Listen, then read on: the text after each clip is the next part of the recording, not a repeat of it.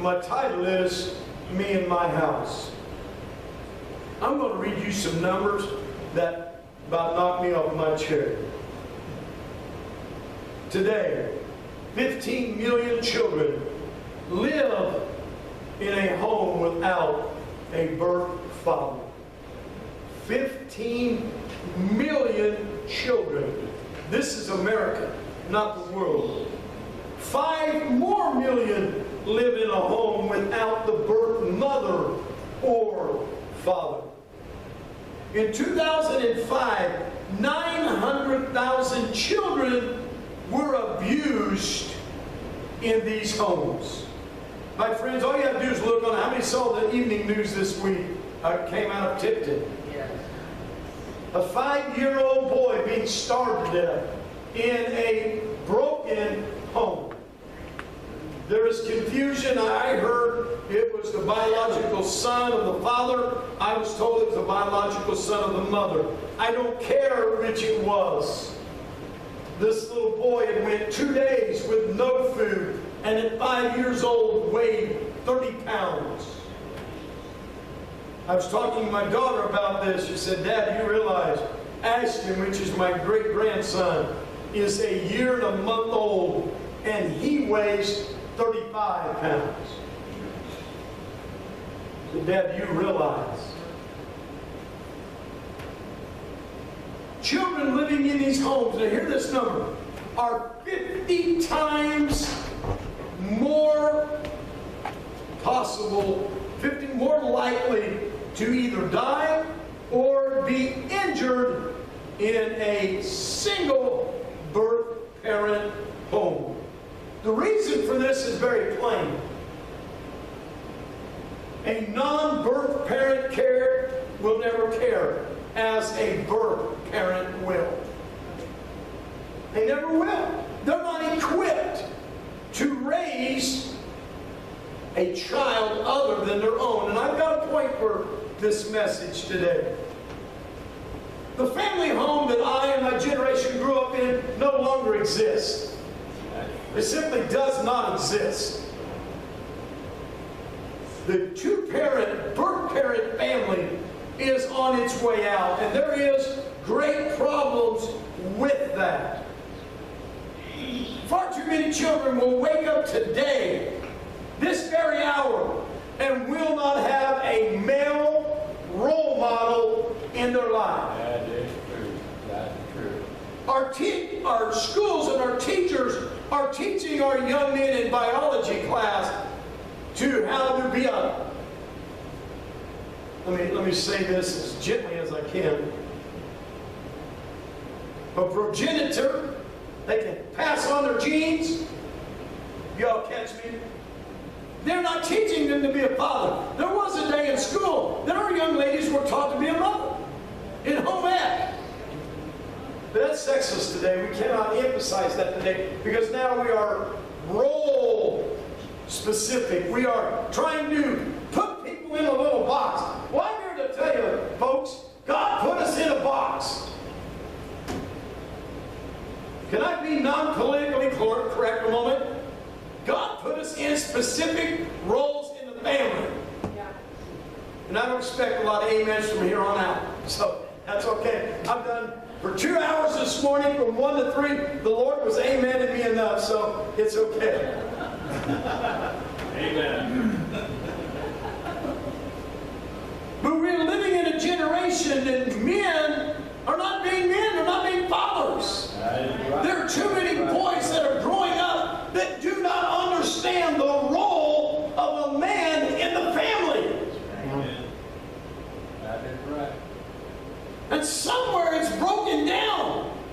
Somewhere we're talking about in Indianapolis, and they see that a lot in the news. And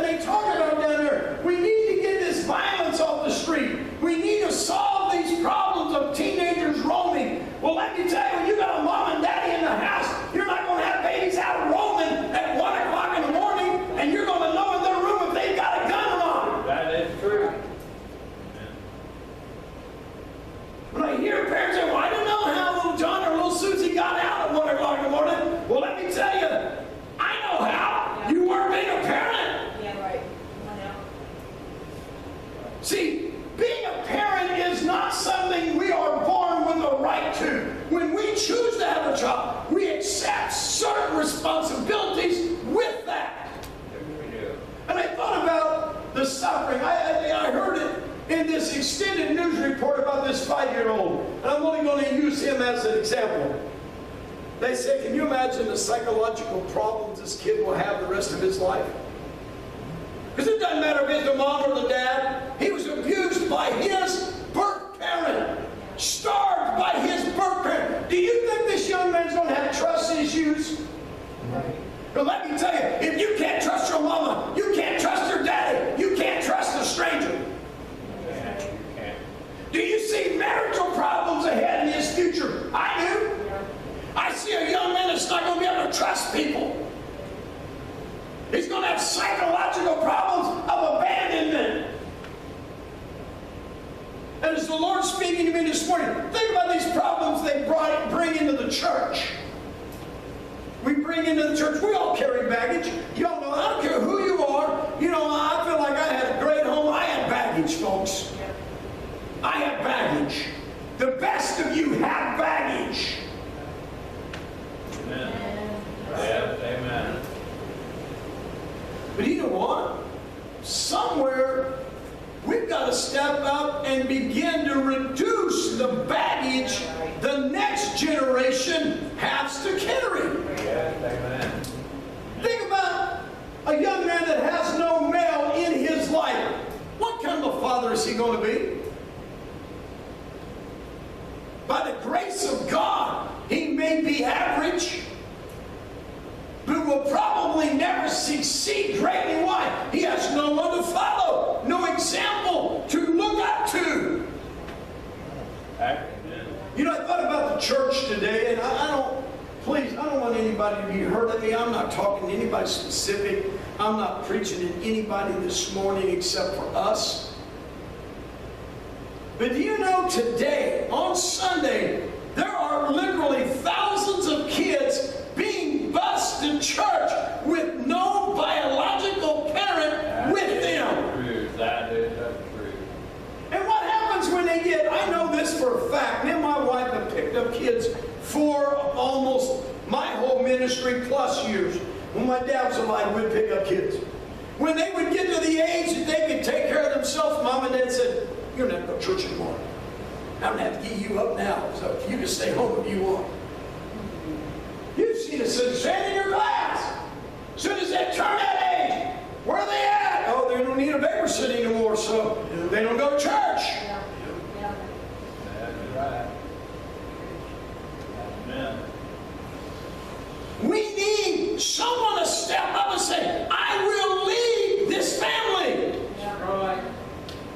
That is true. And I will tell you, I am tired of mothers being placed into roles that they're never suited for. God never intended for them to be, but they're there because no one else will step up. That's right.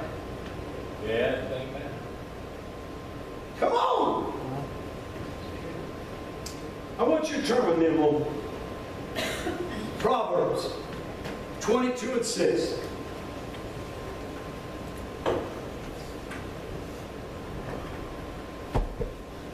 And I will tell you this, when this does go on our YouTube website, I am sure I'm not going to get 1 million hits. At least if they get past the title and get into the substance. Why? Because it's not popular. It's not convenient. It makes us look at ourselves a moment. Proverbs 22:6 says, train up a child in the way he should go, and when he is old, he will not depart from it. You may be seated. Do you understand why we are now having children when parents are growing up, they're being abandoned? We mentioned, Donna was talking this morning before service about the nursing home situation, about the care that many of our seniors are given. You know why? It's a direct response to our societal abandonment. We have parents that are abandoning their children. Well, they grow up, folks. They don't stay in diapers forever. Yeah. And you know what? When they're growing up, they're becoming adults. They're remembering the moments of abandonment they had. That's why we have men and women go in any nursing and you'll see lost souls that little Johnny, little Susie have abandoned them. And they're by themselves. Why? They're carrying on the training. We have young men that are being abandoned by their fathers. They're leaving the home, making the mother try to somehow meet needs. And you know what? I do not condemn the woman at the well. There's a lot of preachers put her down as a bad woman. But I want you to know, I believe this woman was doing anything she could to take care of her family. I've had a lady sit in this building when we had a neighborhood watch and said, you know what, Pastor, I'd love to come to church here, but I'm living with a man that will not marry me, and the father of my child will not take care of him, and this man's a good father to my boy, and he won't marry me though. So I know it's wrong to live together, so I won't come to church, but I'd love to. But I have to take care of my son. He needs to eat. I have no skills. I dropped out of school. How many mothers does that tell you that's in our society? I know Sister Sandy witnessed that through Gilead House many times. These women were overwhelmed. Why? Taking care of the children without someone there to step up and help. See, we have these live-in boyfriends. They're never going to care for your kid like my kid will. They're not. I'm telling you what, that guy that comes in and out, he's never going to care like that father that should care. But you know what? We don't want to talk about today. We can't talk about that in society today. Because if we do that, then we're putting down a segment of our society. But let me tell you, there's young men in here that have a need for a role model in their life. And you know what? If they don't find it in the family, they don't find it in the world. If they're lucky, they'll find someone in the church that will teach them some things. You know, my daddy never ever really played ball with me. My daddy was 40 years old when I was born. So I got my siblings got one part of my dad, and I got another part. I got the more mature part. I never wrestled with my dad any times, and there was times I was jealous of that. I never ever got to do some of the more frivolous things in life, because when I was able to do anything, my dad was in his 50s, and so he already had, and this will be a light moment for you. When my dad, some of you don't know this, but when my dad turned 40, my dad had a heart attack. And the family joke is, that was when he found out my mom was pregnant when he was 40, that he had a heart attack. That I'm the result he had a heart attack. Yeah. Oh, no. But I missed out. But one thing I had a daddy that taught me how to be a man to take care of my wife. My daddy taught me to open the door for my wife. My daddy taught me to put the needs of my wife above me. Yes. I remember growing up, we'd go out to eat, me and my dad would eat leftovers. But my mama got a sandwich because we couldn't afford a lot. But my mama got a sandwich. See, there's some young men growing up, they don't know how to treat a woman as a woman. Please hear me this morning. I'm preaching you a Father's Day message that we need to hear as a society, not as individuals, but as a society. We got young men that are growing up that just don't know what to do. They're not bad people. They're just not being taught. And our churches are failing us because we can't get into these subjects because people don't like them. You know, I don't know such thing if you got to read this month's Apostolic Witness, but I tell you what, Wes Comer, that's probably the best article I've ever seen him rock, man. I'm telling you what, he got into some of these big-time preachers telling them they need to get their eyes off the green. They need to get back on the altar. Yes. Hallelujah, man. If I'd have been there when he was writing it, I'd have been amen when he was writing the words. Because we've lost the meetings in the church. We've lost focus. Train up a child. And I'm telling you, we've got a generation growing up with issues. Security, abandonment. Now think about this. If we cannot trust our birth parents, how can we trust God? That's why many, at the sign of any problem, they're leaving the church because they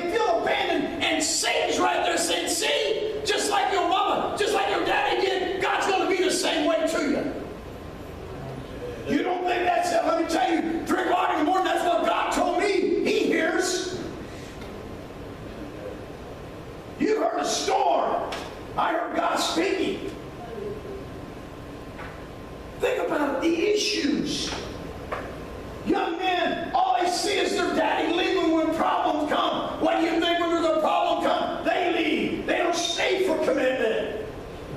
They've not seen that. Let me tell you, every couple in here that stayed together, they have stayed together through thick and thin. There have been problems in every marriage in this building, including mine. I think I got a great marriage, but there's been rough water. You won't find a river in this country that doesn't have rapids in it. That's just a part of life, folks. But you know what? There was a generation that didn't just pack up and leave. There was a generation that stood and said, I've got a commitment. You know, I've never been one that it's like someone's, well, we stay together for the kids. But I'll tell you what, as I get older and more mature, I think that's a fantastic idea. If you can't stay because of love, at least stay and give the kids stability. That is true. They need stability. You ask Brother Ryan and Sister Sandy and Sister Tina that deal with some of these kids in the school system. They're longing for someone to care. Yes, they are. Brother Ryan said he finds more and more kids liking him because he'll tell them the truth and he'll be someone that'll be there for them. They can count on him in what role that he can play. Doesn't that tell us something tragic about our society? Something missing in there? Turn with me to Deuteronomy.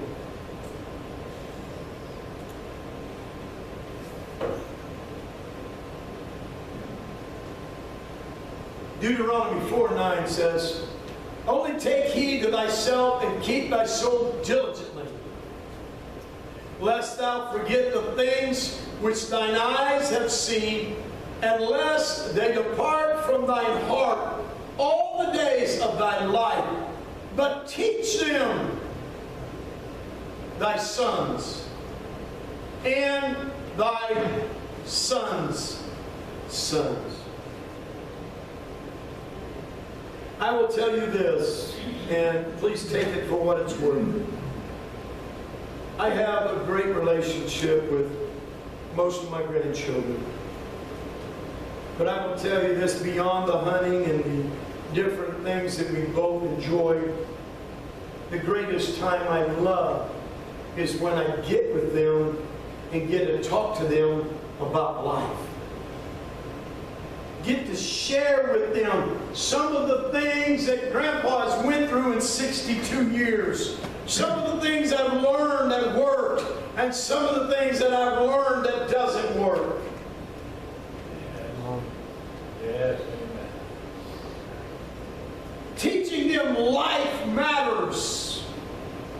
Teaching them principles. See, we got a generation, you know, we have a generation growing up that has no idea about money. And you know, the Lord showed me something the other night. One reason we have a struggle with money, because we live off of debit and credit cards. See, my generation grew up, my daddy, I don't even know if my daddy ever owned a credit card. My daddy told me he didn't like credit much. Maybe that's where I get it. I hate credit. You got to have it, but I hate it.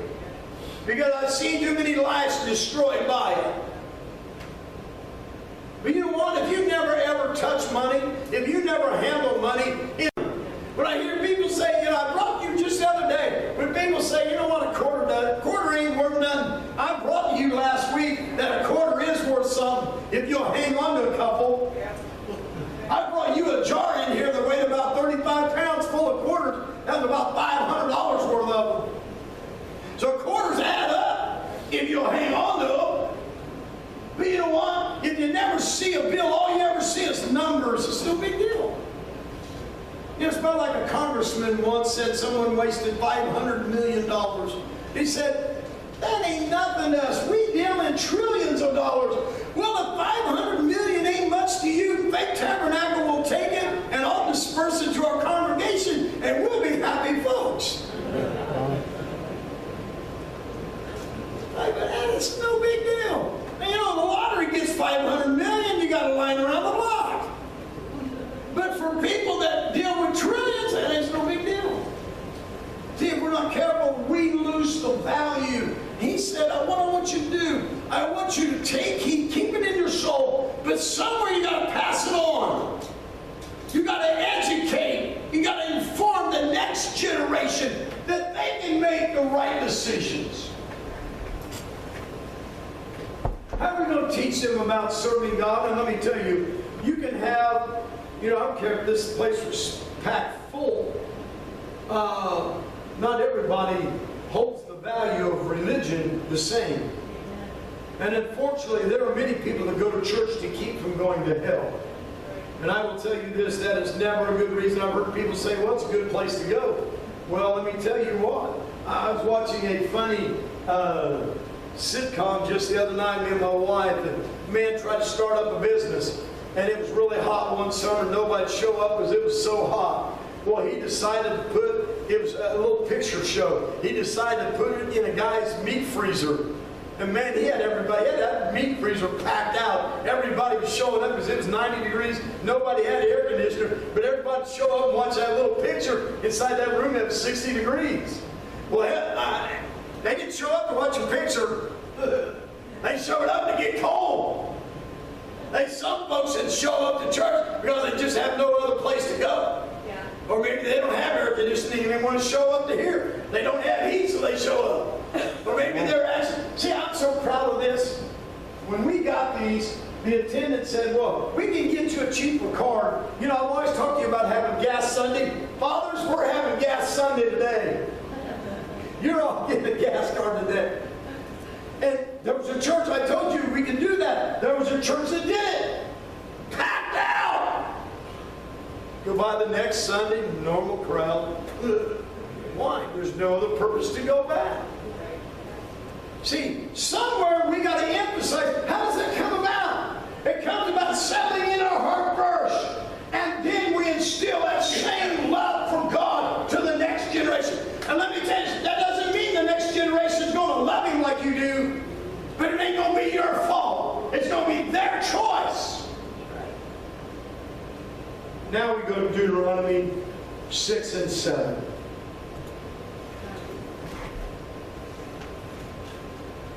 Brother Ryan, please. Chapter 6, verse 7, Deuteronomy. And thou shalt teach them diligently unto thy children, and shalt talk of them when thou sittest in thy house, and when thou walkest by the way, and when thou liest down, and when thou risest up. And please, nobody be hurt at me. This has destroyed more families because we're too infatuated with our phones. I have literally been at a family dinner and had one family member texting the other family member on the other side of the table.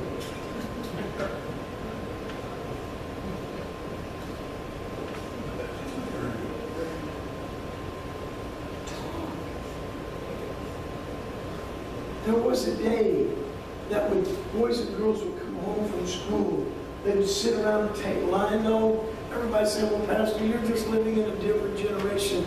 Well, what's this generation got to say that's better?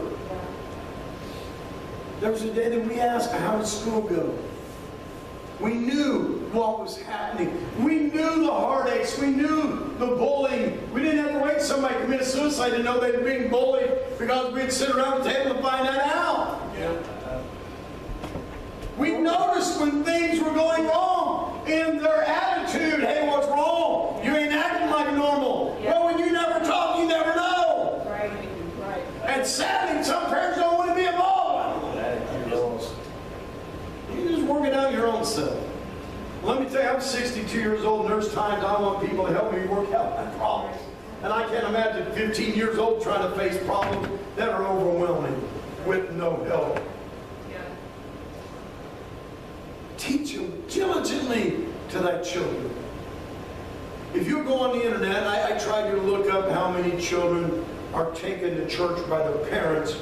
It pulled up many different avenues and many different comments, and so many parents said, but I've got my little girl and my little boy just don't want to go to church, so I don't want to force them. Well, let me tell you something.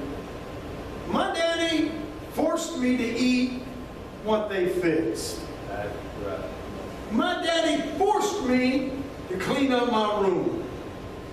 My daddy forced me to take a bath once a week. It was more often than that, and I want you to smile. My daddy forced me. He didn't look and say, well, son, you're 12 now, or 13 now, son, so I'm just going to let you do whatever you like. Because let me tell you, if he would have done that, it would have been play and nothing else. I remember many a Sunday night, Dad said, hey, it's time, we're going to church. Get dressed, boy. Daddy, I don't feel good. That's okay, you can lay on the pew. Come on. And my sister verified. When I was young, there was a lot of nights I did lay on the pew. But I was still in church. Yeah. Because my daddy said, I'm going to church, you're going to church. Amen. There's never a time my daddy said, I'm going to send you to church. We're going to church. Family reading. I will tell you this, I wish I'd have done much more. I see the value of me and my wife sitting around reading every night. You can't put a price on the value of sitting together as a family, reading the Word of God. Sitting down before bed more than, and even if you just now lay me down to sleep, but having a family time of prayer, understanding this is an effort for us. You're not on your own in your communications. But he said, whenever you go talk about God, my oldest grandson, I know there are times he gets tired. Because you know what? I can take the most weird scenario and bring him Bible verses about it. We could be talking about some of that. We could be talking about deer hunting. We could be talking about anything. And by the time we're done within a half hour, Papa's already got it back to the Bible. Why? I want him to know the importance of the Word of God. I want him to know that it is a matter, it needs to be discussed. There's never a time that we can't apply the Word of God to our lives. We need to let him know the Word fits every part of our life. When thou walkest, when thou sittest. I wonder what would happen if one night a week we would set our cell phones aside and we would just sit down as a family and talk for 15 minutes. I wonder what would happen to our family unit if we would set aside all this stuff for the importance of family. But usually we're here, there. Everybody's in their own room. Everybody's got their own TV. Everybody's got their own thing. We silently go through. We've got baby monitors now that tell us when the baby's fussing. It used to be the baby was with us. But we put our problem, distanced it away. When you sit down, when you rise up, y'all catch the meaning of that? From the morning to the night. We communicate. We talk. We share. We live. I told you 4 or 5 years ago there was a man, 450 pounds. He broke down. And what made him change his life, his little daughter crawled up on his lap, patted him on the belly, and then proceeded to puff her belly out and said, I'm going to be just like you, Daddy. That man said it broke his heart that I've been teaching my daughter all of the wrong things to do. He said, I want to straighten up my life white. For me, yes. But I want to straighten up my life for my daughter. I want you to know, and I'm going to get ready to wrap up here in just a few. It's hard on a family. It's hard on our little girls when daddy is not in the picture. I believe, I'll tell you what, my daughter is still baby girl. And it will be baby girl when I die. Yes, amen. But it's even harder on our young boys. It is.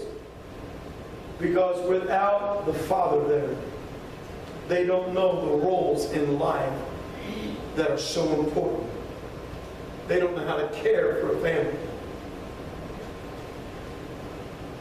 Think about the young men that are growing up today that have never known a dad or they've known 1,000 dads. There are young men I know, they don't even know who to call dad anymore. It's the next guy in. Now think about this a minute. There's no permanency in their life. And you wonder why they struggle in their walk with God. Because they've never known someone to be a figure in their life that would actually care. I knew a man that works at a company that I do some painting for. And he was telling me about that he was living with this woman. I loved how this man would always preach to me about the Bible. And yet he'd always tell me about all the women he's living with. I thought that was so comical. But anyway, he said, yeah, I'm with this woman right now. She got a 13-year-old boy, and this boy is really, he doesn't know much at all. I'm really trying to teach him. I've been working with him, showing him things, teaching him things. 6 months later, he's with a new woman. This little boy that thought he had a role model, that thought he had somebody to look up to, has moved on to the next family. And you don't think that creates an abandonment mentality? And let me tell you, folks, we can say all we want. We can be holding them down and say that doesn't come inside here. But let me tell you, everything that we do out there, we bring into here, into our walk with God.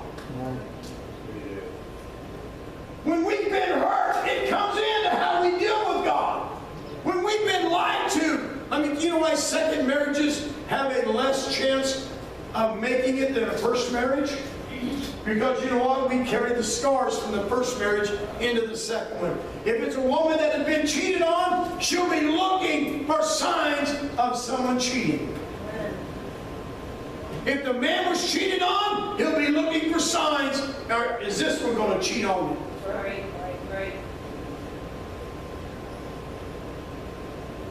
Well, that ain't fair to that second person. They had nothing to do with it. And you know what? God has nothing to do with what happened before you got with Him.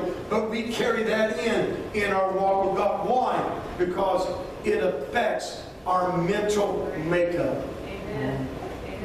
It will determine. You go to someone that's been in a stable home, someone that's been in a home in turmoil, you will see two different personalities.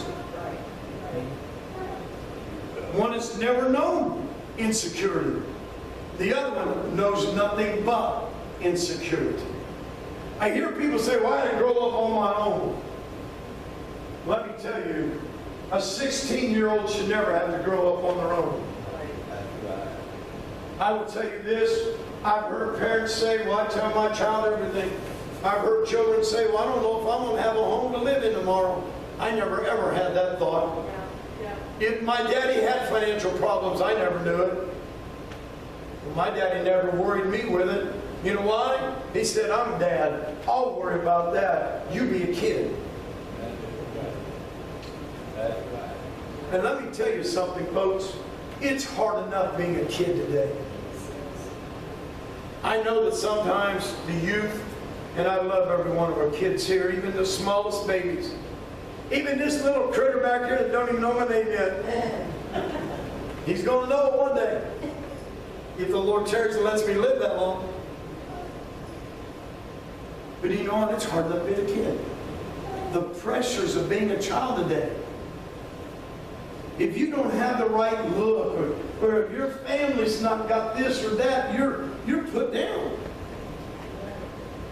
Right? It's a struggle. What's popular? Hang around a minute, that'll change. If you're a step behind, then no one wants to talk to you in the lunchroom. If you're smart, you're put down as being an egghead. And if you're a little slow, you're put down because you're mentally retarded. If you're a little tall, you're looked at.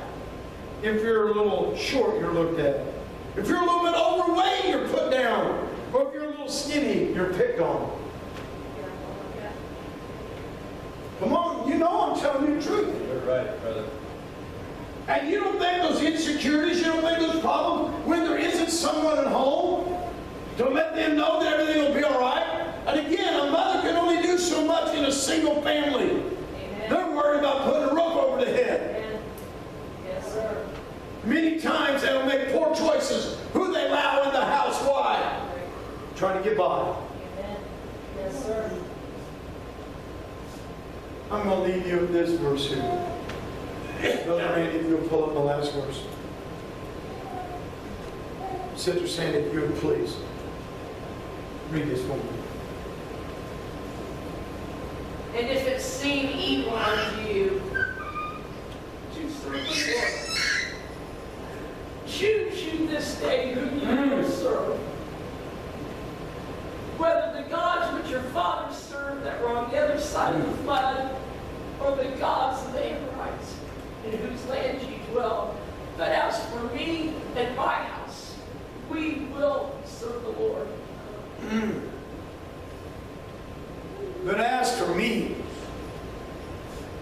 in my house, we're going to serve the Lord.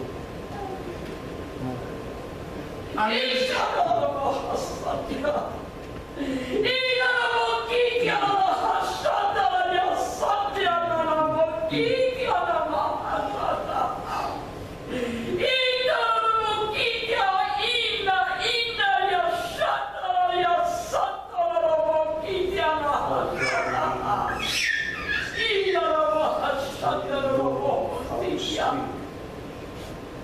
and I speak of thee to this day. And I say to thee that I need thee to open thy heart this day. For I say to you that there is a choice to be made this day.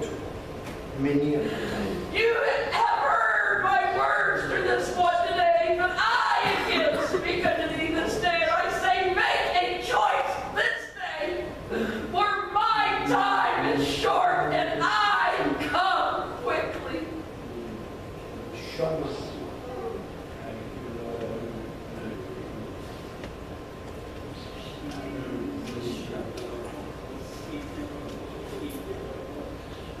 you know, my friends, I brought to you, but for me and my house.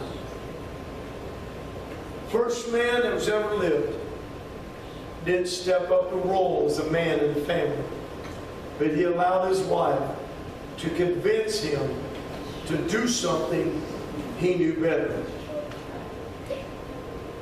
Abraham, one of the greatest patriarchs of the Old Testament, when we read, and I taught you, one of the greatest conflicts in the world today is Islam and Christianity, which is Ishmael and Isaac. Amen? How did that come about? God said, Abraham, I'm going to give you a seed that will be greater than the stars in the heavens, more than the sands of the sea. Well, Sarai had been so many years barren, she said, you know what, Abraham, take my hand. Abraham didn't step up and say, no, I will not do it. But he succumbed to giving his role away that God intended.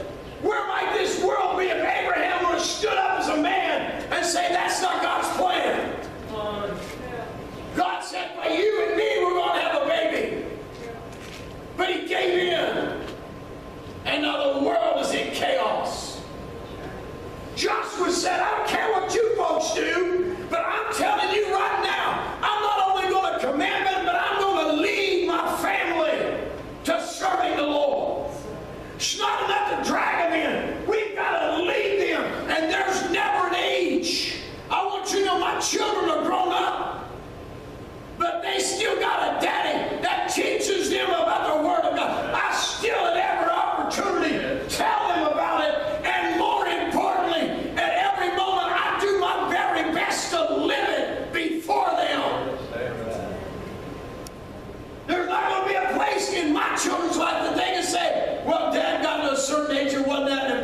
anymore. No, till my dying breath, I want it to be the most important thing in my life, serving the Lord. Amen. And I will tell you this right now, I want to close with this. Hallelujah. Hallelujah. Our children don't need gifts to tell them how much we love them. My daddy never ever bought me a gift and say, sorry son, I failed you here. My daddy made mistakes just as any other man did. But my daddy showed me love. And I will tell every father in here, and I wish I could have 10 times this room and nothing but 25-year-old daddies to tell them, shut your billfold up and start opening up your arms. Answer. I get so fed up when I'm not going to get into that. I'll destroy everything I'm good at said. But I'm telling you what, we need some dads to step up as dads. Yes, that's how we do that. Amen? And let me tell you, and I am specifically targeting some of our young men in here today, because they're on my heart. They're on my heart. Because you know what? We got some young men in here that are at a crossroads. They can turn out to be good guys, or they can fall apart. Because they come from some troubled families. And let me tell you, I want to see them turn out. And it's only going to be because God gets a hold of them and straightens them out, stabilizes them. And and let me tell you folks, we understand this and we better understand this. There are going to be more broken home children coming into this place. And somewhere we got to step up and do our part and let them know that whatever happens there, we're going to be for them here. May not always agree with them.